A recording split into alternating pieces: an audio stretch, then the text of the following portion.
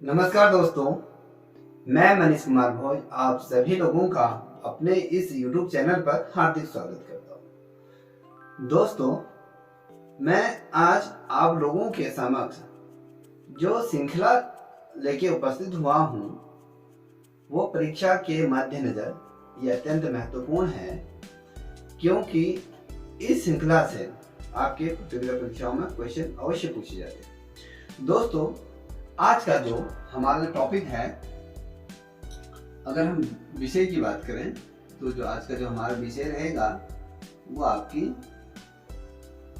ये राजनीतिक विज्ञान पर ये हमारा विषय रहेगा, राजनीतिक विज्ञान से रिलेटेड।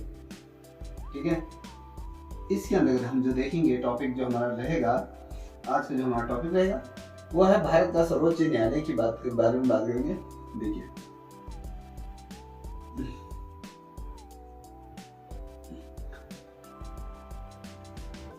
भारत का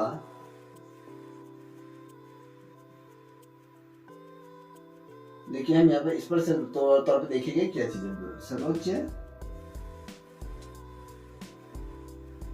सर्वोच्च न्यायालय की बात करेंगे। अब यहाँ से कितने क्वेश्चन आपकी प्रतियोगिता परीक्षाओं में पूछे जाते हैं ये देखने लायक होगा। देखिए दोस्तों, अगर मैं आज की श्रृंखला का पहला क्वेश्चन जो प्रतियोगिता परीक्षाओं में पूछा जा सकता है अगर वो रखूं, ये कहता है कि भारतीय संविधान के किस भाग में संसदीय न्यायपालिका का उल्लेख किया गया है। किसकी बात कर रहा है, ये देखिए, संसदीय न्यायपालिका की बात कर रहा है। देखिए, संघीय न्याय पालिका का उल्लेख किया गया है। पालिका का उल्लेख मिलता है, ये आपको बताना है किस भाग में मिलता है। संसदीय न्यायपालिका का उल्लेख किस भाग में मिलता है। यदि आपने भाग पढ़े होंगे तो ये भाग आपके पांच के अंतर्गत ये चीजें तमाम आपको देखने को मिलती है। वहीं अगर मैं दूसरे क्वेश्चन की बात करूं, संविधान का जो व्याख्या है, जो संविधान की व्याख्या, कार और संरक्षक कौन है, कारक और संरक्षक कौन है, ये अगर पूछा जाएगा, संविधान को जो संरक्षण प्रदान करता है वो कौन है। देखिए, भारतीय संविधान को अगर हम यहाँ पर स्पष्ट तौर पर अगर देखें, ये भारतीय संविधान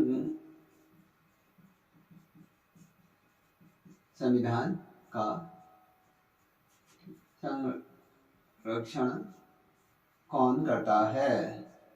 कभी क्वेश्चन आता है तो कौन करता है, तो आपको पता होना चाहिए, ये सर्वोच्च न्यायालय क्या करता है, संविधान न्यायालय क्या करता है, इसके संरक्षण करता है।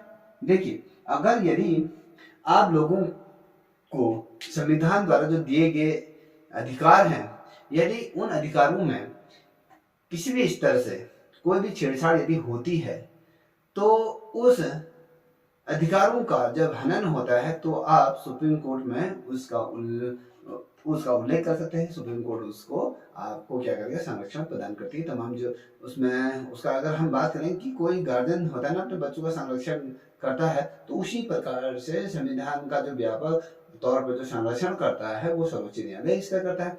अब बात करते हैं सर्वोच्च न्यायालय में न्यायाधीशों के बनने के लिए जो व्यक्ति होते हैं, जो एडवोकेट होते हैं, उनको कितने वर्ष की उनकी वकालत होनी चाहिए। देखिए, अगर हम सर्वोच्च न्यायालय की अगर बात करें, सर्वोच्च न्यायालय में जो न्यायाधीश, सर्वोच्च न्यायालय के अंदर जो न्यायाधीशों की जो नियुक्ति होती है, जो अगर मैं कहूँ उस व्यक्ति को एडवोकेट होना चाहिए। देखिए, अगर सर्वोच्च न्यायालय का जो न्यायाधीश की अगर हम बात करें वो कौन होना चाहिए, या न्यायाधीश कौन बन सकता है, अगर आता है बन सकता है, ठीक है, उसके लिए क्या तमाम चीजें कंडीशन फिलफुल करनी होती हैं। देखिए, पहले तो उसको एक वकालत के तौर पर,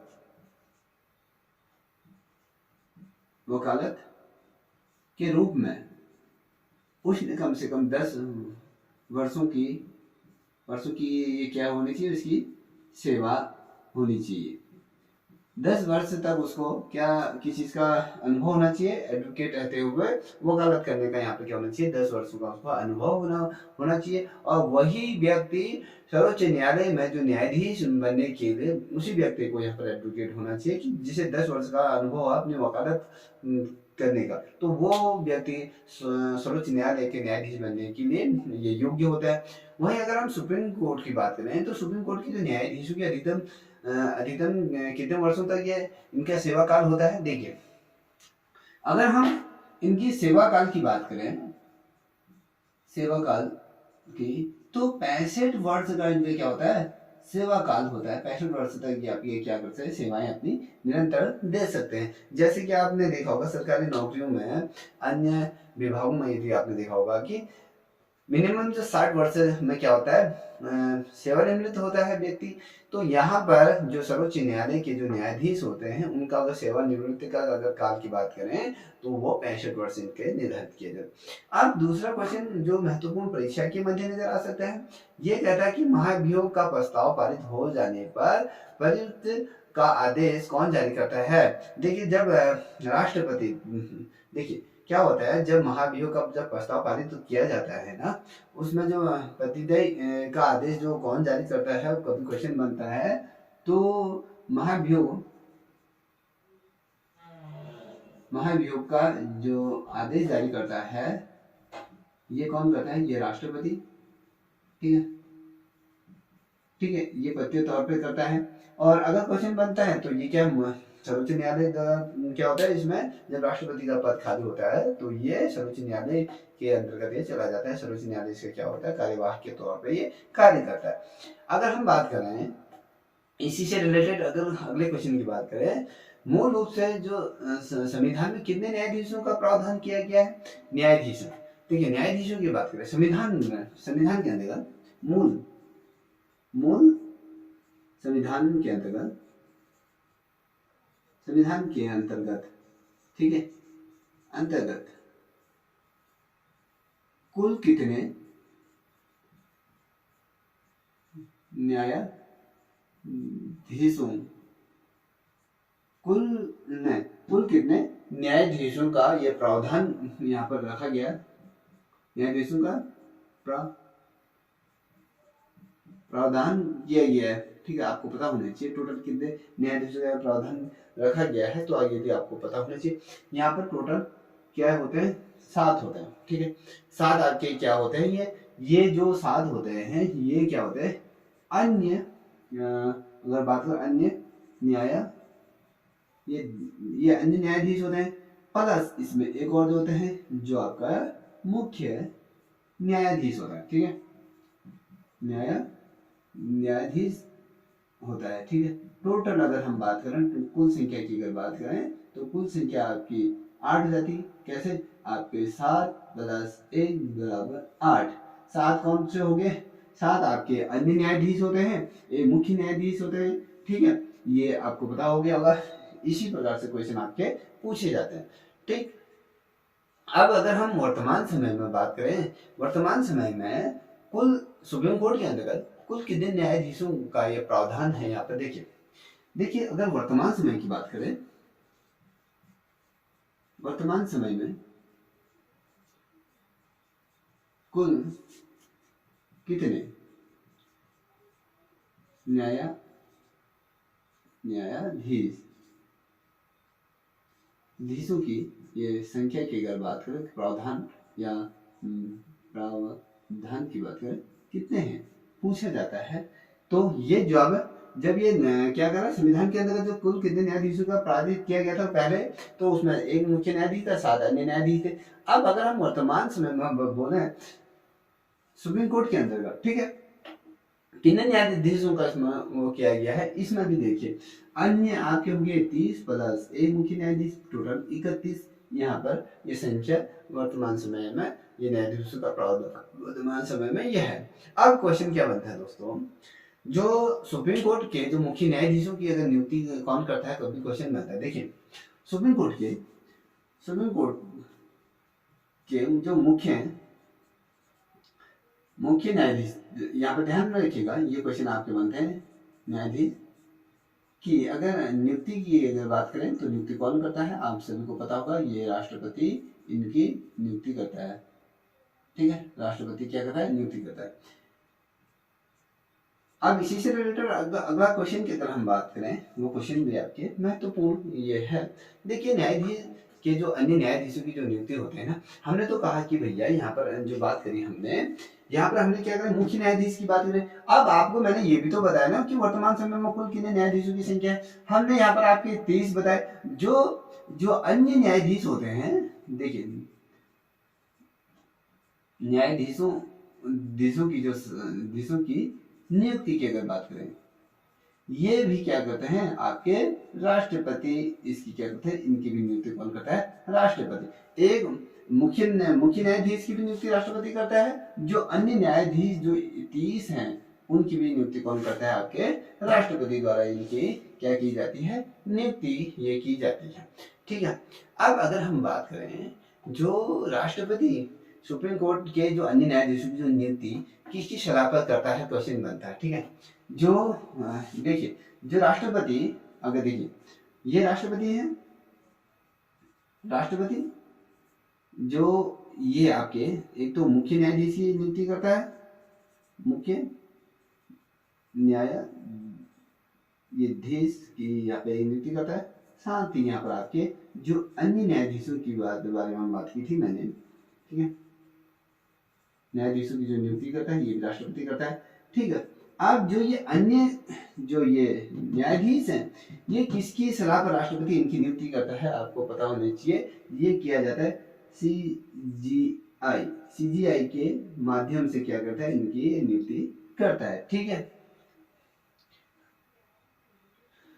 इसमें ये इनके सिविल जस्टिस ऑफ इंडिया के माध्यम से इसकी क्या करते हैं, नियुक्ति करते हैं। सीजीआई के उनके माध्यम से इनकी क्या करते हैं, ये नियुक्ति की जाती है। इसी से रिलेटेड अगर मैं अगले क्वेश्चन की बात करूं दोस्तों, तो ये भी बहुत ज़्यादा महत्वपूर्ण है। देखिए क्या होता है, क्या जब सेवानिवृत्ति के पश्चात क्या जो सर्वोच्च न्यायालय के जो न्यायाधीश होते हैं, क्या वकालत कर सकते हैं। मैंने पिछली दफे भी ये क्वेश्चन पूछा जाए, जब ये जो मुख्य न्यायाधीश होते हैं या इनकी जो ये हैं, ये क्या सेवानिवृत्ति के बाद जब ये रिटायर हो जाते हैं, कहने मतलब जब रिटायरमेंट हो जाते हैं, क्या रिटायरमेंट के बाद भी ये वकालत कर सकते हैं, ये वकालत ये कर सकते हैं, हाँ या ना।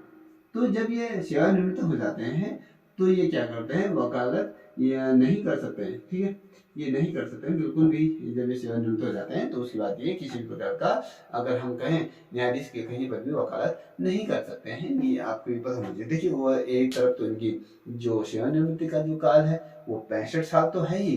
65 साल के बाद क्या कोई व्यक्ति अपनी वकालत जारी कर सकते हैं, कोई करता है, अगर किसी की अच्छी खासी अगर स्वास्थ्य ठीक है तो कर सकते। अनुमान जितने भी मुख्य न्यायाधीश जो रिटायरमेंट होते हैं, जो सेवानिवृत्त हो जाते हैं, उनको ये अधिकार नहीं होता है कि वो कहीं पर ही वकालत कर सकते हैं। ये आपके संविधान में वर्णित किया गया है।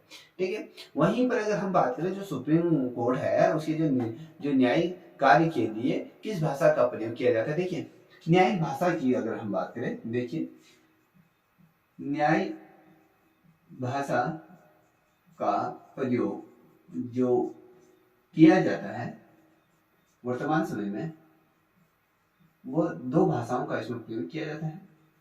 एक तो हिंदी है और अंग्रेजी। ठीक है, यदि हम इन दोनों की अगर महत्वता की बात करें, जो सारी कार्रवाई होती है, सारी कार्यवाही आज की तिथि में, आज तिथि की अगर बात करें तो सारा कुछ आपकी अंग्रेजी के अंतर्गत ये होता है। अगर उसका कोई जजमेंट आ रहा है,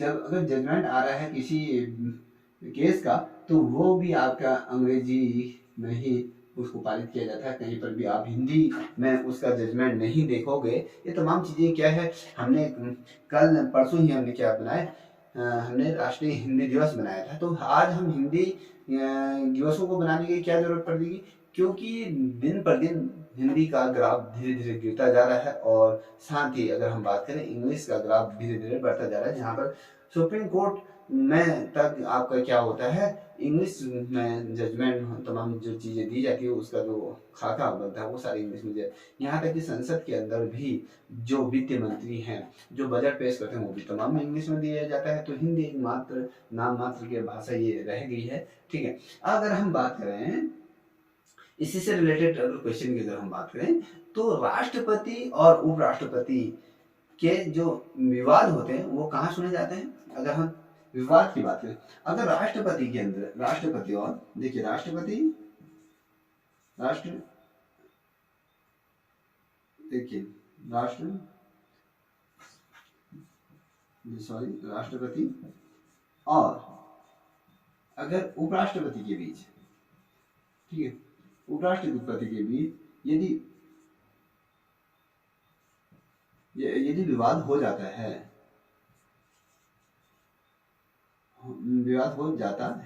तो उसको कौन सुलझाता है? तो वो आपके सुप्रीम कोर्ट ही उसको क्या करता है, उसमें हस्तक्षेप करता है, उस मामले को क्या करता है, ये सुलझाता है कौन?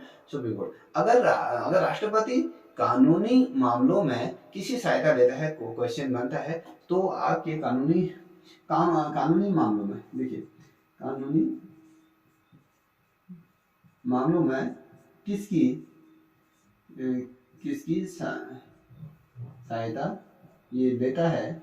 राष्ट्रपति की बात करें, ठीक है, तो राष्ट्रपति किसकी सहायता लेता है? आपकी जो सहायता लेता है CGI की ये हेल्प लेता है। और अगर हम कितने ये किसके अंदर दिया था, तो 143 CGI के अंदर ये क्या करते हैं, ये सलाह, कानूनी सलाह मसलाएं ये ले सकते हैं, ठीक है। अगर हम बात करते हैं आप सुप्रीम कोर्ट से रिलेटेड ही, तो सुप्रीम कोर्ट के जो उच्चतम न्यायालय है द्वारा जो परमादेश जो जारी किया जाता है, वो किसके लिए किया जाता है? देखिए अगर सुप्रीम कोर्ट की बात करें,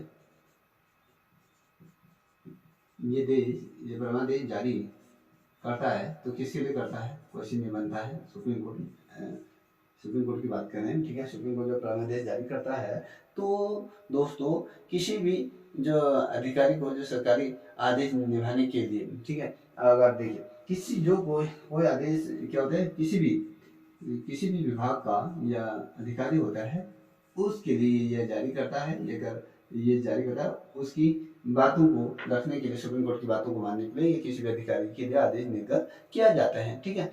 इसकी भूमिका को निभाने के लिए, आदेश को निभाने के लिए ये जो सर्वोच्च न्यायालय है, वो जो परमादेश जारी किया जाता है किसी भी अधिकारी को सरकारी आदेश निभाने के लिए, ये वो जारी किया जाता है।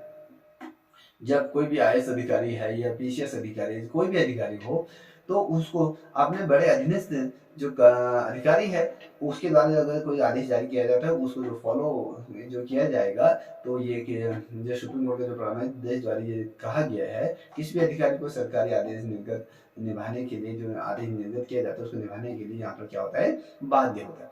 अगर हम क्वेश्चन करें कि भैया ऐसा कौन सा न्यायाधीश रहा है मुख्य न्यायाधीश के रूप में भारत के अंतर्गत जो अपने पद पर सबसे लंबी अवधि तक ये रहा है, ठीक है, ये आपको बताना। सबसे लंबी अवधि तक की अगर बात करें, यहाँ पर मैं लिख देता हूँ, सुप्रीम कोर्ट में, ठीक है, सुप्रीम कोर्ट के अंतर्गत ऐसा कौन सा ये मुख्य न्यायाधीश रहा है जो सबसे लंबे समय तक अपने पद पर ये रहे, कौन से ऐसे ये रहे, आपको पता होने चाहिए। अगर मैं इनकी बात करूं, IB ये चंद्र ड्यू करके हैं,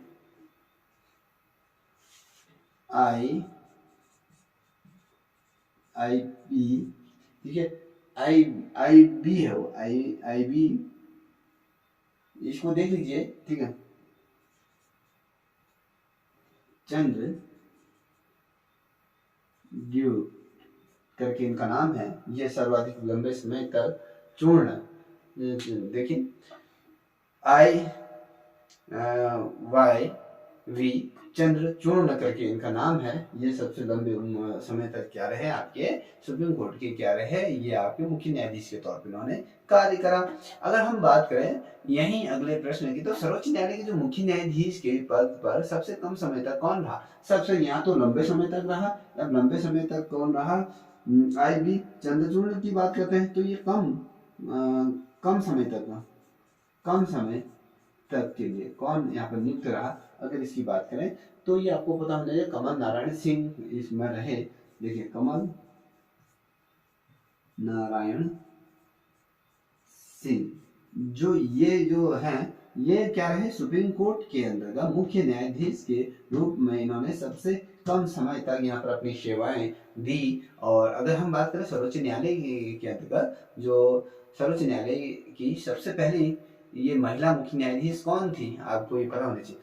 प्रथम मुख्य न्यायाधीश, देखिए महिला मुख्य न्यायाधीश की बात करें, पहली प्रथम महिला मुख्य न्यायाधीश रही, ये कौन रही है भारत में? ये आपको पता होना चाहिए। ये जो ये रही फातिमा बीवी, ये रही फातिमा बीवी, ये रही। ठीक है, आपको पता होना चाहिए ये फातिमा बीवी क्या रही? आपके उच्च सर्वोच्च न्यायालय की पहली ऐसी महिला रही जो मुख्य न्यायाधीश के रूप में इन्होंने कार्य किया। अगर हम बात करें यहीं पर संविधान की जो व्याख्या करने का अंतिम अधिकार किसको प्राप्त है? कभी क्वेश्चन, संविधान की जो अंतिम व्याख्या अगर कोई कर सकता है, देखिए संविधान की अंतिम अगर व्याख्या करता है, कौन करता है? ये आपके उच्चतम न्यायालय क्या करता है? इसकी व्याख्या करता है। ठीक, आपको पता ना, अंतिम अधिकार अगर कहें अंतिम व्याख्या की, अगर बात करूं तो यहाँ पर आप अंतिम अधिकार भी अधिकार कहते हैं इसको, यहाँ पर ये शब्द रहेगा अधिकार किसको है? ये आपके उच्चतम न्यायालय को ये है। ठीक है, अब वहीं अगर दूसरे क्वेश्चन की बात करूं कि जो सर्वोच्च न्यायालय के जो न्यायाधीश भारत के राष्ट्रपति द्वारा हटाया जा सकता है, आपको ये पता होना चाहिए। तो ये भारत के राष्ट्रपति द्वारा से हटाया नहीं जा सकता है, मगर उसे संसद में उसके प्रति क्या होना चाहिए? महाभियोग प्रस्ताव होने पर। देखिए जब अगर हमें भारत के अगर मुख्य न्यायाधीश को उसके पद से हटाना है, तो उसको उसके पद से हटाना है तो क्या होता है? उसको अगर राष्ट्रपति अपने पद से उसके पद से हटा रहा है, तो राष्ट्रपति अगर हटा रहा है तो आपके संसद के अभियोग के माध्यम से क्या होता है? उसे उसके पद से हटाया दिया जाता है। ये आपको पता होना चाहिए। देखिए जब संसद में जब महाभियोग जब प्रस्तावित होने पर क्या करेगा? जो भारत का जो राष्ट्रपति है, सर्वोच्च न्यायालय के मुख्य न्यायाधीशों को या जो के अन्य जो न्यायाधीश हैं उनको उनके पद से वो बर्खास्त ये कर सकता है। ठीक है, ये क्वेश्चन है। अगर मैं अगला क्वेश्चन आपके सामने रखूं, भारत में उच्चतम न्यायालय का जो उद्घाटन कब हुआ? उच्चतम न्यायालय का गठन कब किया गया है? भारत की अगर बात करें, भारत में उच्चतम न्यायालय का, ठीक है, ये जो प्रश्न है बहुत ज्यादा महत्वपूर्ण। उद्घाटन कब हुआ? ये हुआ था 28 जून 1900 ये समथिंग 50 में हुआ था, 1950 में। ठीक है, उच्चतम न्यायालय का गठन या उसका उद्घाटन कब हुआ? 28 जून 1950 को भारत में उच्चतम न्यायालय का यहाँ पे क्या गया था? उद्घाटन यहाँ पे किया गया था।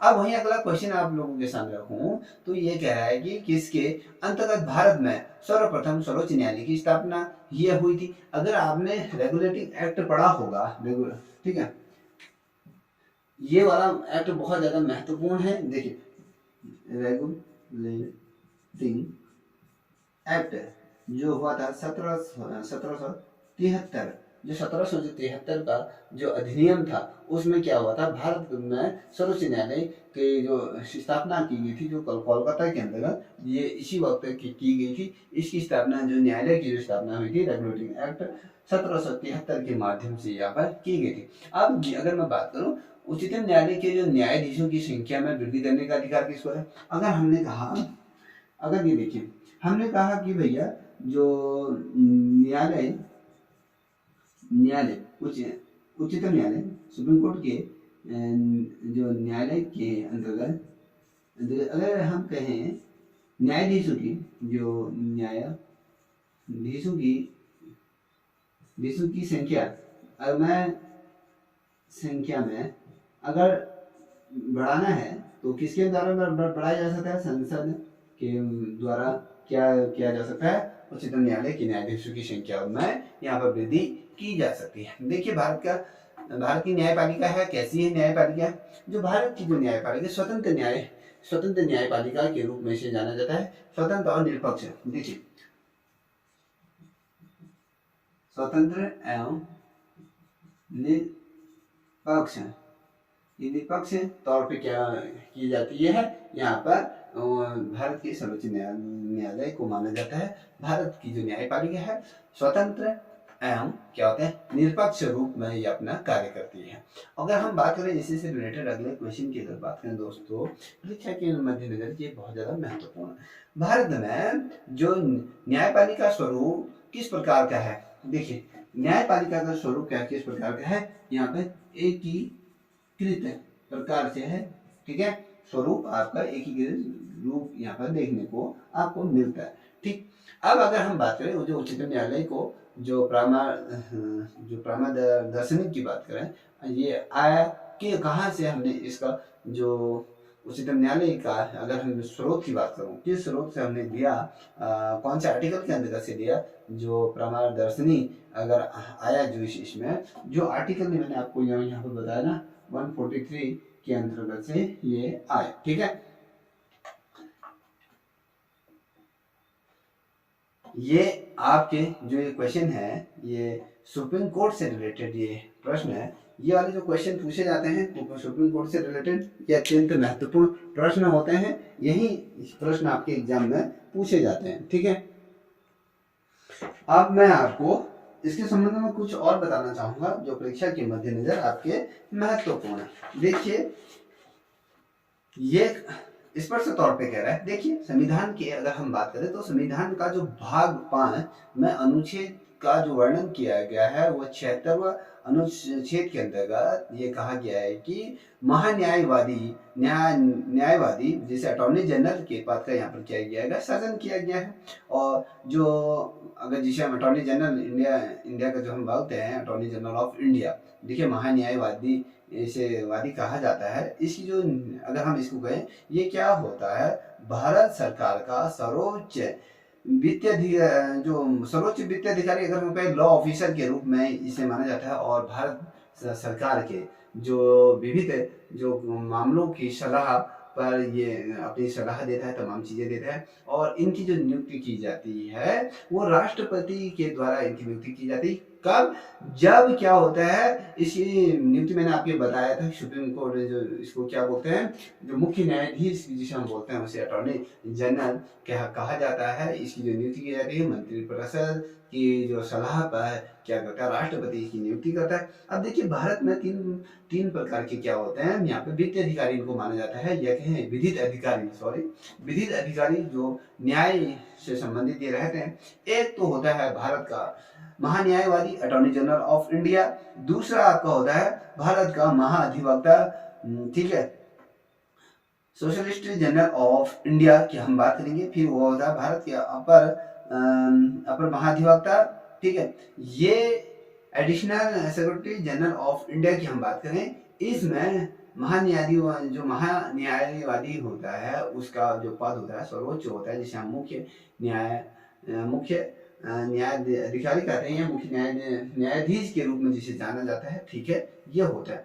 अगर हम बात करें, जैसे मैंने आपको कहा कि जो आर्टिकल 76 है उसके तहत संवैधानिक पद पर महाधिवक्ता का क्या होता है, संवैधानिक पद ना होकर ये वैधानिक पद इनका क्या होता है, ये वैधानिक पद पर ये कार्य करते हैं। इतना आपको ये पता होना चाहिए। भारत का महाधिवक्ता की अगर बात करें, जो महाधिवक्ता भारत सरकार द्वारा दूसरा ये विधित अधिकारी होता है, जिसका प्रमुख कार्य महान्यायवादी की यहाँ पर सहायता करना है, तमाम चीजें होते हैं। राष्ट्रपति द्वारा अगर हम बात करें इसमें महान्यायवादी को ये जो सौंपे गए जो कार्य होते हैं भारत सरकार से संबंधित मामलों को लेकर उच्चतम न्यायालय में भारत की ये जो होते हैं, सॉरी, सर्वोच्च न्यायालय के अंतर्गत क्या होता है, जो मुख्य न्यायाधीश होते हैं उनको क्या करते हैं, भारत सरकार की तरफ से ये अपनी तमाम चीजों को यहाँ पर पेश करते हैं, जो भी इनकी चीजें रहती हैं। ठीक है, अगर कोई भी कार्य तमाम चीजें इसके अंदर दी होती है। दोस्तों, यदि आपको कोई वीडियो आपकी परीक्षा के मद्देनजर यदि हेल्पफुल लगे तो प्लीज इस चैनल को भी लाइक शेयर सब्सक्राइब करें। तब तक के लिए इतना ही। जय हिंद, जय भारत, जय उत्तराखंड।